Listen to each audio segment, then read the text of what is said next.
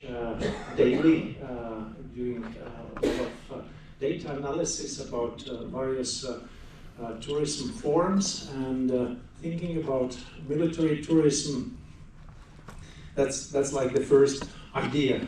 Let's look into the definition, even if it's well identified here in the project, and we say, yeah, this is mostly about 20th century and about the First World War, Second World War, and the narrative about the Baltic states, how we kept our identity and how we struggled about our independence. But when I take the most popular tourism and travel dictionaries, and I stopped after the third one, I was looking for the military tourism, and you see it should be somewhere between the mileage allowance and the milk bar, but it's not there. And I will explain why, but it's not a problem. Probably when we think about demand side, we should look a bit differently than from supply side, because that is always one of the ideas from the tourism industry. We are looking for new attractions. We are looking for different other options how to get the tourists, and therefore we will look from both perspectives, but from the product perspective, which is pretty much about the project general idea, how to identify the niche and common features, and also from that demand or consumer perspective, why we need that. So if someone is extra interested, I have one book here that was presented by Chris Ryan. He's a very interesting professor from New Zealand, and he has contributed a lot to write about military heritage. And the idea what they use is a battlefield tourism. And then it's not about any single small place, but more about the battlefields as some significant sites which could be used for interpretation with some visitor centers. And yeah, we have in every place we have such places as well. But there are some other references. Pretty much the subject is studied, and probably because it's in the crossroads. It's political, it's important, it involves identity, it involves power, so there is a lot of space for interpretation, and we have a very great responsibility for that, to do it in a well-managed way. So, looking from this supply perspective, there are certain features we definitely say this is about the military heritage. So there should be some tangible features, and that's usually the primary thing. So we know there is this monument, there is this battlefield, there is a fortification or military base, or some, yeah, as in Estonia, a famous submarine, or some other things. And then we have intangible heritage, all kind of stories and narratives and oral histories and archives, which is not on the place, but we know a lot. And then we have those design tourism products. And if we try to combine all of them, I would say for those who are from the industry, this is a bit difficult stuff, because we need to know history very well. And when we know the history, then there's still different stories about that history, because the interpretation, which side has brought the story, or how to find the objective truth, and how to be empathetic, and how to deal with different emotions, which touches the dark tourism, because in many aspects the military heritage has to do with death, and that's not easy. So if you take this as your part of offer, that could be part of the cultural offer, but it asks extra diving in and extra responsibility about that. It's interesting that certain activities which are almost about the military probably without the heritage actions like paintball, there is a shooting and there are a lot of stuff going around, but of course we will not refer to that as something from this sphere. So if there is no heritage interpretation or historical framing, we skip it out from the product perspective about military heritage. For me, it's always more interesting in the demand side, as I have studied the marketing, and marketing says, however you would like to call your product, you need to find the motivation, why the people will visit that place, because the essence is not in how we categorize the things, but much more why, what is the matter of that place, why we should visit it. And if we think from the motivational perspective, then we see, first of all, there is this educational and cognitive aspect. So we would like to know, we would like to understand, we would like to learn about that, some historical consequences. And this goes together with one of the leading trends in tourism for many today, that we think travel could be like a bit selfish, like investment in ourselves. So I travel, I worked hard, I travel, but then I get something back. And this is one of that investment moments that we get back better understanding of the world, we get some knowledge, but more in those bigger narratives, bigger pictures. It could be another motivation. So we go because we have some personal quest, we commemorate because we know that was important for our nation, that is about our independence. Probably something from our relatives has been there, especially from the 20th century. Almost everyone from the Baltic locals will refer to someone which you know personally. And I can refer to my grandfather as well, who said, I had a very strange feeling. He said, I was once in that big battlefield near Jūrmala, and I found my name on the cross. And they have documented for a while that he was lost in the war. He was in the German side during the Second World War. And somehow it was not found out that he's alive. And actually, the man is standing in front of his graveyard, being alive and thinking, what a wonderful life I had during those years, starting after the Second World War.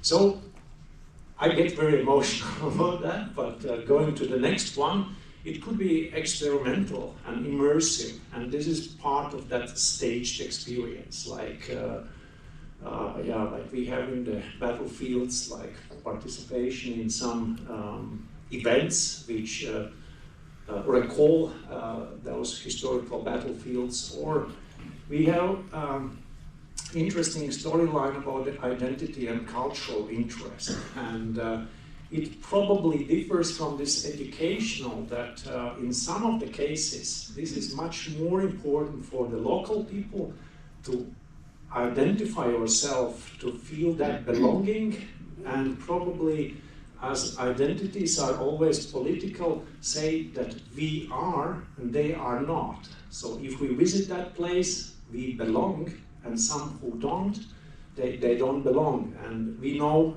how the identities are trying to sharpen that. So what is probably not in that motivation, or we would like that it's not just the entertainment. If I just go there because I like shooting and let's try, that will be fun. So probably we don't think that this is really military heritage, because the Chris Ryan, who wrote that book, we discussed once, and his idea about the battlefield tourism is very clear. Those places are to promote peace,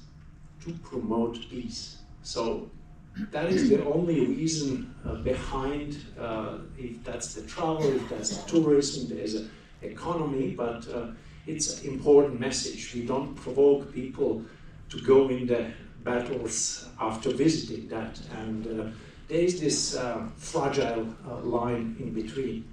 So visitors, if they not engage with the military meaning, it goes out of that concept. So what's really interesting, and I'm absolutely see that as a very working idea. We work with the colleagues to recognize the national landscapes of Latvia, to identify those landscapes with the national importance. And there's one scholar from Britain, Dennis Cosgrove, and yeah, he worked actively at the end of the previous century, and he's the author of the idea that we are reading the landscape as a text.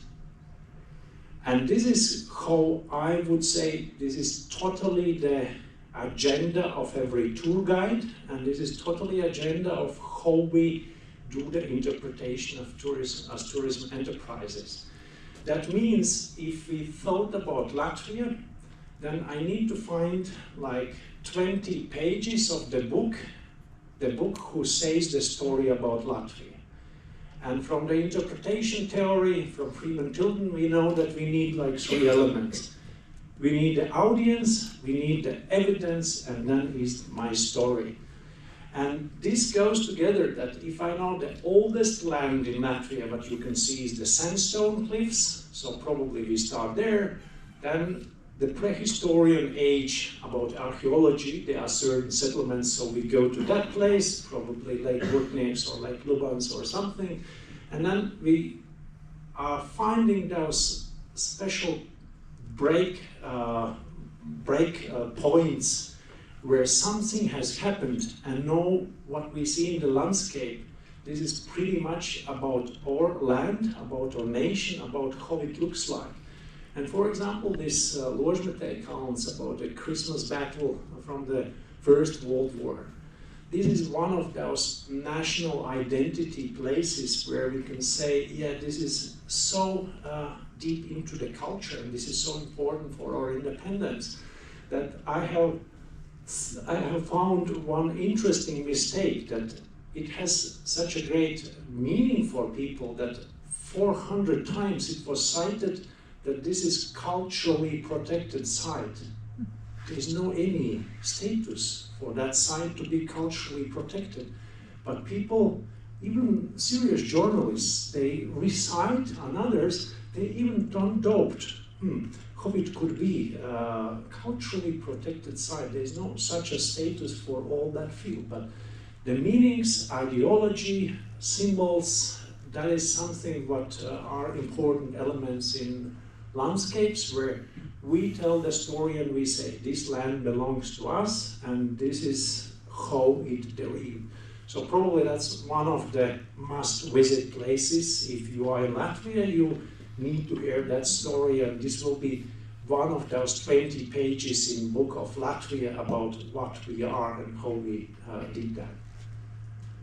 So combining that all together, we see that there are some overlappings from dark tourism, from cultural heritage tourism, even from the war tourism, not mentioning yet, but actually there is some blur between heritage, and now we recall back because we have like extra interest about how the Finns did in the Winter War, how they survived there. There was something special.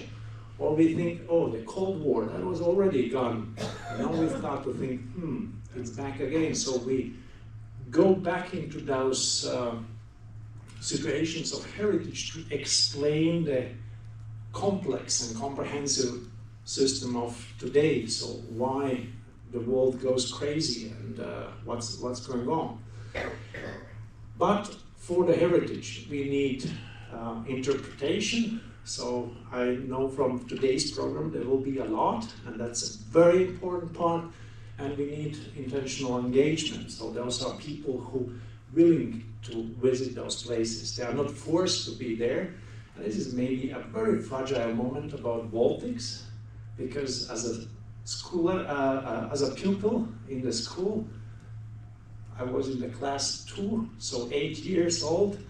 I was just forced to go to some monument of the Soviet time, and because we just go there. So it's not about motivation, and we got some resistance that visiting some monuments and some cemeteries of the war, probably many of the Soviet era, we have some kind of step back attitude because of that one moment. But if we look globally, then of course Europe has largest amount of cultural heritage and all kind of historical events that it's so important for tourism economic, and it's so important for the other interesting highlight that we can use it for the social change. So if we use that for the interpretation of the piece, of course that's one good possibility.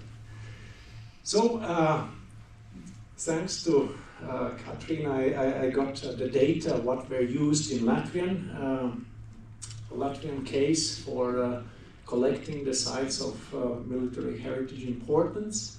Of course, we know that those places could be more. At the moment in the database there were almost 500, but then always it's not about naming every single place, but probably thinking about the significance and the more complex story. So how it fits in Latgale story or Zemgale regional story or place identity. And what you see in the background, those are other points of interest. So they pretty much fit into existing tourism system. And just if we think about the specifics of military heritage as a tourist attraction, many things are the same. Accessibility and customer journey, how we approach all the information signage and digital marketing. So that's about the same. But if I think from that potential side, this is the map together with tourist accommodations and their capacity.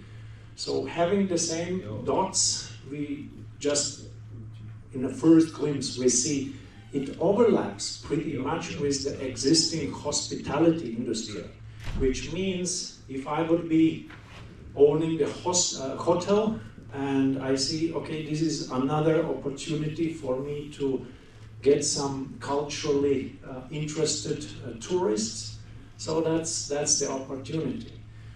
Or vice versa, we see that there are certain places probably which are outside the tourism system yet, but then probably this is kind of niche for new startups. Putting it together with the hot map, where the heat map, where we see the intensity of visits. Some of the places are really in the core, and it doesn't say that they are mostly visited. Probably that destination is mostly visited, but that means they have larger potential to be visited, even if they are not. Then probably some of those non-visited areas where it's hard to get big flows, but like in northern part of Latgale, I think that's one of other very impressive places, like Stompa Kupurs. Some of the locals know that place. Maybe that's the only one where you see in the middle of the big bog that there's a Latvian flag daily, like for all the time. I was in that place, I had very deep emotional touch. I thought, what is that? And this is a national partisan place, the National Rebels. Very impressive. And I think, yeah, this, when we look, that's not the mainstream. There are not so many people going there, but it could be promoted and advertised more to give another part of our national story. And the last from those maps, just if I think about many tourist attractions that less than 1/2 are commercialized. So that is another trend. Of course, we can recognize about 500 different spots, but then we say some of them will stay as a resource. So just that it's mentioned, but it will never be commercialized. And there are like two ways. In some ways, municipalities are stepping in and the public money, and we make the place, and it's well visited and probably pays back to some nearest spots where the hospitality services are. But some of them, where you see the reddish dots, so those are the enterprises working for the priority export markets. And that means in some of those cases, this is a very good potential for those enterprises, if they work with the cultural heritage, to rise that story on the international level. So again, one of the core elements to make that product in a good quality is the narrative. So how we can tell the story and then importance of the interpretation. Few trends, if I have still 5 minutes. Yeah. So geopolitical awareness, that definitely gives the actuality. The same as Yuri said about big trails, developing them during the COVID, well done, 10 out of 10. Then this is another actuality that we are worried about what's going on geopolitically, and we have extra awareness to explain those situations from the knowledge of the past, because yeah, that's one of the ideas. And there are some, yeah, you will get that presentation, there are some more forecasts about market size of the war tourism, which is actually growing. Or what's another trend, that those places, they become political. And becoming political, that means there is a willingness to invest the public money in some of those places, because we would like to rise that as a tool for patriotism, for nationalism, in a good sense, that we recognize that. So we see some recent contributions from Ukraine side about that, how those memorials could contribute to patriotic education and future prosperous lives. It's also about this ethical question a lot. I was participating when I got that book as well, so that Chris Ryan suggested to visit the historic site of Australia. We were in a big tourism conference, and that was Port Arthur's historic site to visit. And one of the ways how they use that, it's partly dark tourism, there are prisoners, there is a small part of military interventions, but the way how they do that is in the darkness. And how they explain, let's say, from the back doors of that product, to have that tour in the darkness gives extra emotional touch, that we can just imagine how that place was back in those times. So if that would be so bright as today, it disturbs a little bit to go back in time, because it's too detailed. So that's one of the interesting moments here. But of course, we can't say that it's a neutral, because it's politically charged, morally contested, that we feel there were negative probably events being happening in the past, but how they are interpreted today. Another trend about this technological augmentation that we already can see from the artificial intelligence, and following one Instagram account, they are rebuilding the stories, revitalizing the stories about different wars. So it's another narrative which is already in the air. Another trend will be that we try to shame ourselves, we try to be more critical towards the carbon footprint. And if we think about Latvian export from tourism perspective, like last 25 years, 80% have always been from the Baltic Sea region. So all the tourists coming here, they mostly try to come more times and they visit other places, and that means there is a bigger potential for closer regions to be here.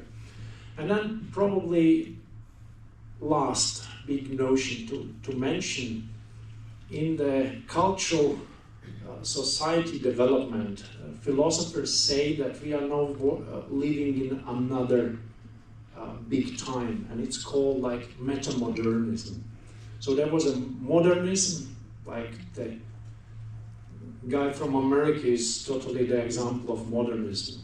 Make this country great again, big narratives, just follow the progress and you should believe the progress will come. The postmodernists will say we are critical to that. We look with the irony, with cynicism. We don't believe to those narratives. So there are a lot of resistance against that. But then the metamodernism is kind of merge. We know that this is that systems are failing. We know that big ideals are not achieved easily. But then we still are a bit naive, and then we use less irony and less cynical attitude, but we try to seek more for meanings. And that is one of the keywords for the meta-modernism in tourism, that we try to reflect to ourselves, we try to look for meaningful engagements, and that is in cultural consumption. Tourism is not exception, so we can see what kind of theater plays are more demanded today, not those which were probably 50 years ago, classical and big as an entertainment. We go more for self-expression and more for the meaning. So yeah, and that's probably something where the media are doing a lot of work, and that partly enlightens the marketing of those things, so that we can see both of that. There's a Times big article about the wars that are making people feel interested and more visiting the places. But then I look to Riga and think about Latgale. It could be vice versa, that some of the border regions, they are not visited as intensive as it was before. So they are both. And we have that niche-orientated, more adventurous part of the tourists who probably, especially yet, will go along the eastern border. But there are some mainstream, they just pause on their decision. They are not going yet, so they make a break. And that's where I will stop. So this is the story, and probably the big time of this metamodernism is that we know, like generally, the big narratives of the Second World War, of the First World War, but no, we try to get that meaning through personalities. And it is widely used by media, by film industry, that we show that big event from the eyes of one soldier. And that's probably so powerful that we get all that story so emotionally just told by one hero, which is probably simple name. He's not in the historic books as the main hero, but that's one of that retrospective heritage practices which could be used for tourism as well. Your personal stories, your local stories with more meaning. Thank you.